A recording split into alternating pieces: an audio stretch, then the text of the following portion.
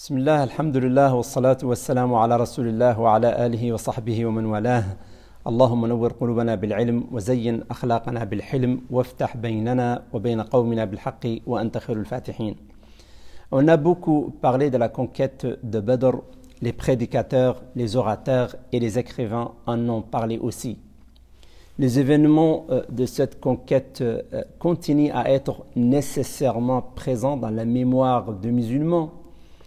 À cette occasion, nous allons l'étudier pour traiter un aspect que je l'espère aura un impact positif dans les circonstances actuelles, Inch'Allah. Cette conquête a débuté par une leçon morale et s'est terminée par une autre leçon morale. Entre le commencement et la fin de cette conquête, notre prophète accomplissait de bonnes actions. C'est lui qui disait « J'ai été envoyé pour achever les bonnes manières et les bonnes actions, que la paix soit sur lui. » Après le départ de la Mecque vers Médine et après avoir enduré la soumission et ses mauvais souvenirs à la Mecque, une première confrontation a eu lieu entre l'islam et le paganisme. Puis le prophète, que la paix soit sur lui, a surpris ses compagnons en leur faisant une déclaration que celui qui rencontre Abu al-Bukhtari ibn Hisham ne le tue pas. Et ainsi, subhanallah, dès le début de l'affrontement, notre prophète, que la paix soit sur lui, a accordé sa protection à un combattant qui était venu se battre, l'épée à la main contre les musulmans et qui n'a jamais dit « Dieu, pardonnez mes péchés le jour du jugement dernier ». Alors que le prophète, que la paix soit sur lui, lui accorde sa protection et avertit ses compagnons de ce qui suit, que celui qui rencontre Abu al-Bukhtari ibn Hisham ne le tue pas. Qui est Abu al-Bukhtari alors? Quelle action a-t-il faite et dont le prophète s'est rappelé au cours de cette première confrontation entre les musulmans et les païens après des longues années d'oppression endurées par les musulmans à la Mecque? Abu al-Bukhtari ibn Hisham était le plus brave des habitants de la Mecque.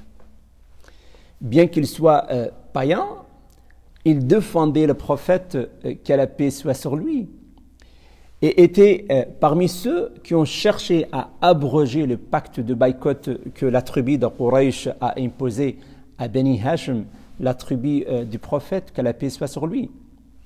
Par sa bravoure, son courage et sa dignité d'arabe, il estimait que cette attitude est une offense flagrante qui n'a pas d'excuse. C'est ainsi qu'il a tenté, en compagnie d'un groupe de notables mécois et des Qurayshites, d'abroger ce pacte de boycott. Il était parmi les défenseurs les plus fervents du prophète, que la paix soit sur lui. C'est ainsi que le prophète, que la paix soit sur lui, lui reconnaît ses mérites, annonce sa protection et déclare à ses compagnons que celui qui rencontre Abu al-Bukhtari ibn Hisham ne le tue pas. Ensuite a eu lieu la bataille qui s'est achevée par la victoire éclatante des musulmans. Ils ont fait en 70 prisonniers qu'ils ont reconduits à Médine. Là, le prophète, que la paix soit sur lui, a observé ces prisonniers et a dit, et c'est là une autre leçon de morale, si Al-Mut'am ibn Adi était vivant, il m'avait entretenu au sujet de ces prisonniers, je les lui aurais offert, subhanallah. Une fois encore, qui est Al-Mut'am ibn Adi? Cet homme est mort comme il a vécu mécréant. Subhanallah, il n'a jamais dit Dieu, pardonnez mes péchés le jour dernier. Il n'a attesté ni de l'unicité de Dieu, ni du message de son prophète, que la paix soit sur lui. Cet homme avait, et lui aussi, un antécédent qui a plaidé en sa faveur et que le prophète, que la paix soit sur lui, n'a pas manqué de rappeler en cette circonstance.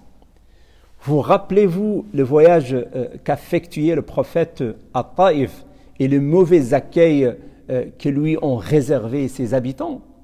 Vous rappelez-vous comment il a été maltraité et livré à la vindicte de malfrats, des gosses et des esclaves qui l'ont lapidé jusqu'à le faire saigner des talons.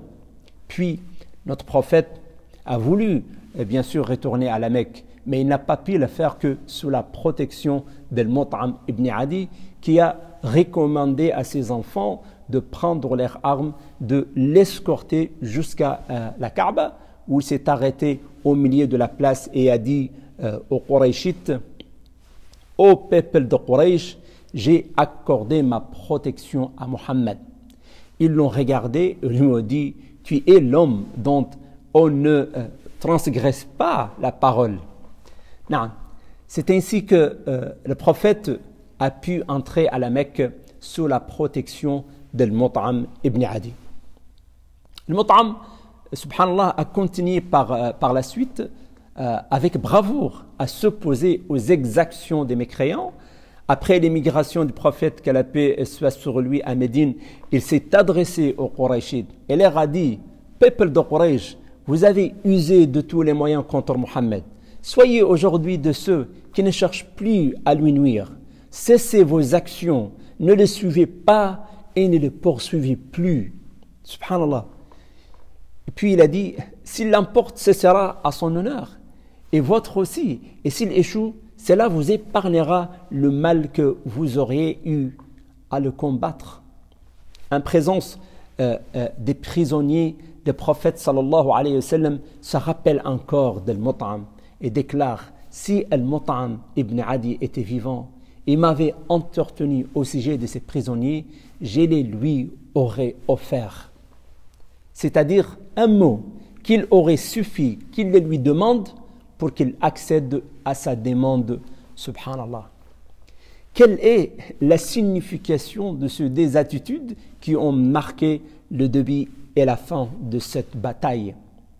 La première signification, c'est que les musulmans reconnaissent la bravoure de ceux qui en sont nantis, tiennent en estime la noblesse de leurs gestes et leur donnent l'équivalent de leur bonté. La leçon à tirer, c'est que la différence de la religion ne doit pas nous amener à nier la noblesse et gestes de nos adversaires en matière de religion. Le Coran dit: « وَمِنْ أَهْلِ الْكِتَابِ مَنْ إِنْ تَأْمَنْهُ بِقِنْطَارٍ يُؤَدِّهِ إِلَيْكَ وَمِنْهُمْ مَنْ إِنْ تَأْمَنْهُ بِدِينَارٍ لَا يُؤَدِّهِ إِلَيْكَ إِلَّا مَا دُمْتَ عَلَيْهِ قَائِمًا. » Et parmi les gens de l'écriture, les gens du livre, il y a celui qui, si tu lui confies une grande quantité de richesse, te la rendre. Et parmi eux, il y a celui que, si tu lui confies une seule pièce d'argent, ne te la rendra pas à moins que tu ne tiennes constamment au debout de lui pour le réclamer. La loi divine ne fait pas d'amalgame. Elle n'émet pas des différences sur les mêmes pieds d'égalité. Elle ne fait pas de différence entre des choses identiques. Elle ne met pas le pacifique et les guerriers sur le même pied d'égalité. Elle ne pose pas le même regard sur celui qui soutient les musulmans dans une situation donnée et celui qui passe sa vie à leur chercher querelle et à les épier. La divergence religieuse n'interdit pas de reconnaître aux braves leur bravoure et aux nobles leur noblesse, d'en parler et de les récompenser si c'est nécessaire.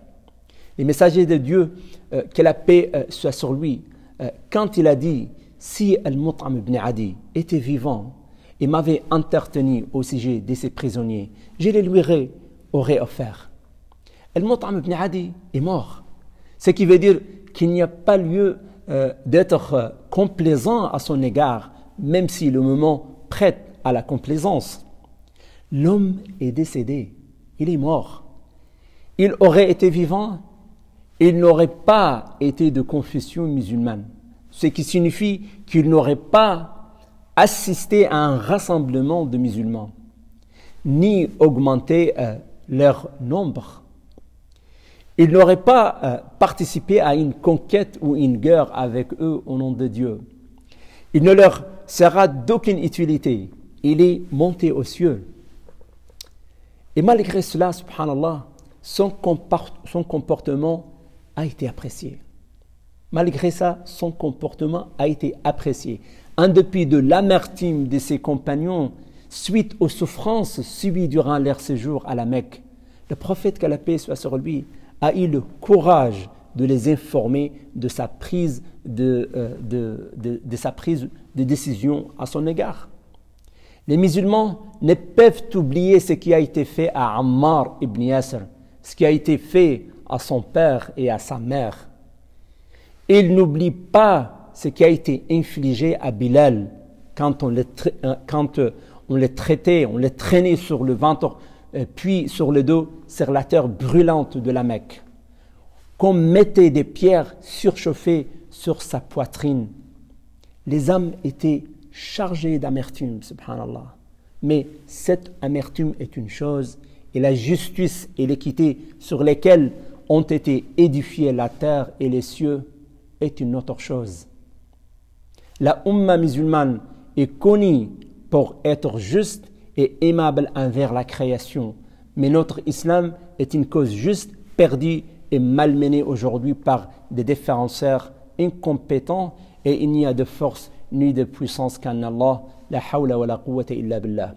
Le Coran nous rappelle: لقد كان لكم في رسول الله أسوة حسنة لمن كان يرجو الله واليوم الآخر وذكر الله كثيرا. نعم, وذكر الله كثيرا. يعني vous avez ou vous allez ou vous aviez en les messagers d'Allah un bel exemple pour quiconque aspire à Dieu au jour dernier et psalmodie beaucoup le Coran et ou psalmodie beaucoup le nom de Dieu. Les faits glorieux de l'islam n'ont pas disparu, de même que la tradition pure du prophète, qui ne sont pas une simple histoire faite pour nous distraire ou une page de l'histoire dont on se souvient de temps à autre. Non, je le jure au nom de Dieu, l'islam n'est pas du passé, de même que la prophétie qui demeure pour l'éternité, un bel exemple pour tous ceux qui sont les disciples du messager de Dieu à l'est comme à l'ouest. Que Dieu bénisse votre mois, votre jeûne, vos veillées, et qu'il le clôture pour nous et pour vous tous par le bonheur et la libération du purgatoire. Il est le protecteur et l'omnipotent. Barakallahu lakum fi shahrikum wa fi siyamikum wa fi qiyamikum wa khatamahu lana wa lakum bi khatimati as-sa'adah wal 'itqi min an-niran innahu waliyyu dhalika wal qadiru alayhi wa sallallahu wa sallim wa barik ala nabiyyina Muhammad wa shakara Allahu lakum wa salamu Allahi alaykum wa rahmatuhu wa barakatuhu.